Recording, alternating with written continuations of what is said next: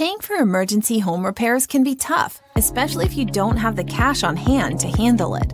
Depending on the repair and the severity of the problem, services can cost up to 5 figures. Luckily, there are options for financing your home repair that almost anyone can qualify for. For smaller emergencies like a broken appliance or AC unit, a payday loan may be a solution. These unsecured, short-term loans can get you up to $500 to put towards your home repairs. Qualifying is simple too. All you need is a photo ID, your most recent bank statement and pay stub, and a blank check tied to your checking account. That's it. No credit checks or collateral is required.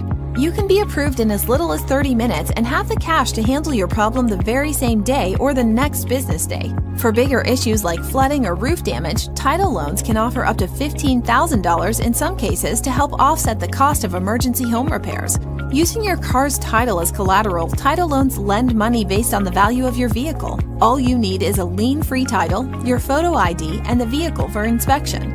Since the title is held as collateral instead of the vehicle itself, you even get to keep driving once the loan has been approved.